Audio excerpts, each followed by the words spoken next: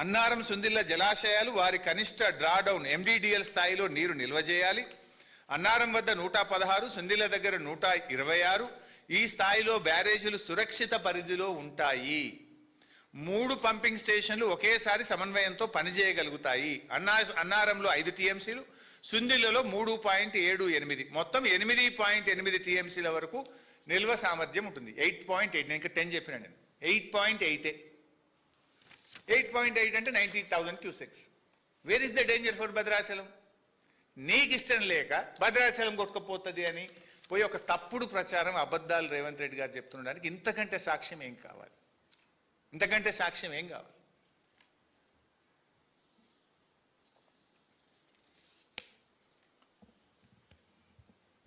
Basically నేను ఇంకో విషయం మాట్లాడాను, మన పట్టిసీమ గురించి కూడా రేవంత్ రెడ్డి గారు మాట్లాడినారు.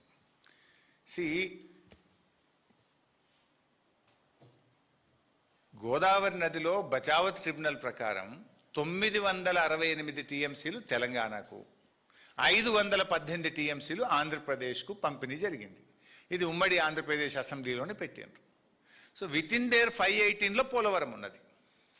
పోలవరంకి అగెనెస్ట్గా పట్టిసీమ కట్టుకున్నారు. పోలవరం పూర్తయ్యేదాకా పట్టిసీమ వాడతాం, పోలవరం పూర్తి కాగానే పట్టిసీమ బంద్ చేస్తాము అని ఆంధ్రప్రదేశ్ చెప్పింది. రేవంత్ రెడ్డి కూడా అదే చెప్పిండు. నన్ను పట్టుకొని నేను అడ్డమైన భాషలో, అడ్డమైన బూతులో మాట్లాడిండు. సో ఇక్కడ జరిగింది ఏంది? Pattiseema is not a new project. Pattiseema is not an illegal project which is part and parcel of Polavaram project. Once Polavaram is started, Pattiseema will be defunct. అయితే ఇక్కడ విషయం ఇంపార్టెంట్ ఏంటంటే మనం అర్థం చేసుకోవాల్సింది, నీళ్ళు వాళ్ళు ఎత్తుకుంటే తప్పేంది, వాళ్ళు ఎత్తుకుంటున్నారు కదా, ఇది అప్పుడే కట్టారు కదా పట్టిసీమ అన్నాడు. అసలు పాయింట్ ఇక్కడనే ఉంది రేవంత్ రెడ్డి. ఇప్పుడు కరువు వచ్చినప్పుడే ఎగువ రాష్ట్రాలు అప్పర్ హ్యాండ్లో ఉంటాయి. ఇప్పుడు కృష్ణా నది ఉన్నది, తక్కువ వరద వచ్చినప్పుడు ఏం చేస్తుండ్రు వాళ్ళు? అటు తుంగభద్రలో నీళ్ళు ఆపుతుండ్రు, అటు ఆల్మట్ల నీళ్ళు ఆపితే మన జూరాల దగ్గర మంచినీళ్ళు లేక తల్లడిల్లిపోయి 1 టీఎంసీ ఇయ్యండి, 2 టీఎంసీలు ఇయ్యండి, మాకు మంచినీళ్ళకి లేవు అని అడుక్కుంటాం మనం. అట్లనే గోదావరి నది మీద కూడా ఏమవుతుంది కరువు వచ్చినప్పుడు? పైన మహారాష్ట్ర గైక్వాడ్ ప్రాజెక్టులో నీళ్ళు ఆపుకుంటుంది, కిందికి మనకు నీళ్ళు రాక మనం చాలా తలడిల్లిపోతుంటాం. ఇప్పుడు పైన తెలంగాణ ఉన్నది, ఇప్పుడు నీళ్ళు తక్కువ వస్తున్నాయి. జనరల్గా గోదావరి ఈ టైంలో 10 లక్షల క్యూసెక్ల ఫ్లడ్ ఉండాలి. ఇప్పుడు ఎంత ఉన్నది? ఇవాళ 50,000 60,000. చుక్క కూడా ముఖ్యం ఈ టైంలో. ఇది ఎలినినో సంవత్సరం, కరువు సంవత్సరం. ఇప్పుడు 50,000-60,000 వస్తే నువ్వేం చేయాలి? పైన ఉన్నోళ్ళు రప్ప ఎత్తాలి కదా. నువ్వు ఈడ పైన కన్నెపల్లిలు ఎత్తాలి, ఆడ దేవాదుల గుంజాలి, ఆడ సీతారామాల గుంజితే 3 జాలు గుంజితే కిందికి సుక్క పోదు పట్టిసీమకు. నువ్వు ఫస్ట్ నీ ప్రయోజనాలు నీకు ముఖ్యం, not at the cost of Telangana కదా. నువ్వు రప్ప గుంజితే ఈడ 33,000 క్యూసెక్కులు గుంజొచ్చు కన్నెపల్లి, దేవాదుల కాడ 2,500 క్యూసెక్కులు గుంజొచ్చు, సీతారామ కాడ 11,000 గుంజొచ్చు. మొత్తం 3 గుంజి పారేస్తే కింద ఆడేడు నడుస్తాయి పట్టిసీమ పంపులు. నువ్వు గుంజతలేవు కనుకనే నీ గురువు గారికి గురుదక్షిణ చెల్లిస్తున్నావు కనుక నీళ్ళు కిందికి జారినాయి, వాడు పట్టిసీమ నడుపుకుంటుండు అని నేను అన్నా. Yes, I stand by that. నువ్వు నిజంగా కన్నెపల్లి నడిపుంటే, దేవాదుల పూర్తి స్థాయిలో నడిపుంటే, నువ్వు సీతారామ పూర్తి స్థాయిలో ఎత్తి ఉంటే కిందికి పట్టిసీమ మోటార్లు ఏడికెళ్ళి నడుస్తాయి.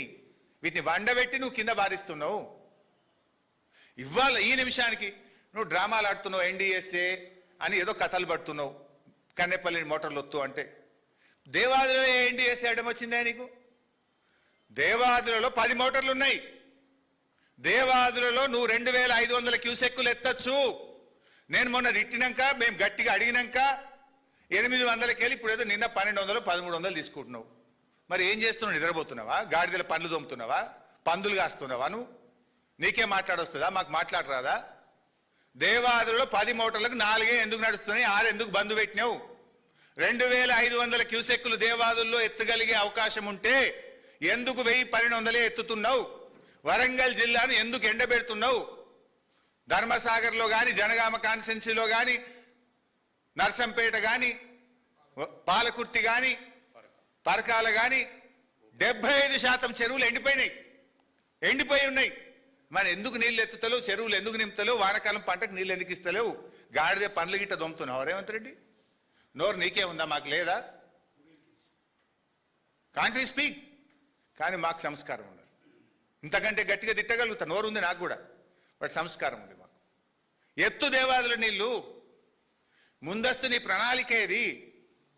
దానికి గోదావరి నీళ్లు రాగానే ఎత్తుకుందామని 3 నెలల ముందే ఒరాయిలింగ్ చేసుకోవాలి, సిస్టమ్ రెడీ చేసుకోవాలి, విద్యుత్ రెడీ చేసుకోవాలి, 10 మోటార్లు ఎత్తాలి కదా, ఎందుకు ఎత్తలు? ఇవాళ కూడా సగం కూడా ఎందుకు ఎత్తలు? ఆడ ఏఎన్డిఎస్సి అడ్డం వచ్చింది, ఎవడు అడ్డం వచ్చింది? ఇక్కడ మేము గిట్ట అడ్డం వచ్చినావా?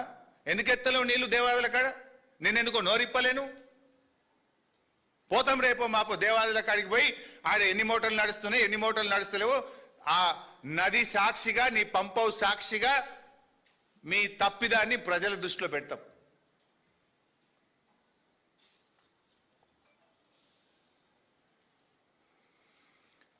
ఇక ఇంకోటి చెప్తాడు, నిన్న 1,00,000 కోట్లు కొట్టుకపోయినాయి, 1,00,000 కోట్లు కొట్టుకపోయినాయి అని మాట్లాడతాడు పదే పదే. అసలు దానికి అయిన ఖర్చు, బీఆర్ఎస్ హయాంలో అయిన ఖర్చు 90, మొత్తం బీఆర్ఎస్ఏ కాదు, బీఆర్ఎస్ రాకముందు కాంగ్రెస్ ప్రభుత్వం పెట్టిన ఖర్చు, బీఆర్ఎస్ ప్రభుత్వం పెట్టింది, 2 కలిపితేనే 93,872 కోట్లు. ఈ 93,872లో 6,000 కోట్లు బీఆర్ఎస్ రాకముందు కాంగ్రెసే ఖర్చు పెట్టింది. అంటే బీఆర్ఎస్ పెట్టింది ఎంత? 87,000. వీళ్ళు 1,00,000 కోట్ల అవినీతి జరిగిందంటారు. ఖర్చు పెట్టింది 87,000 కోట్లు, 1,00,000 కోట్ల అవినీతి జరిగిందని రాహుల్ గాంధీ నుంచి రేవంత్ రెడ్డి దాకా అదే పాడిందే బాట, పాస్వాన్ల బాట లెక్క ఉన్నది. ఖర్చు పెట్టింది 87,000 కోట్లు. అందులో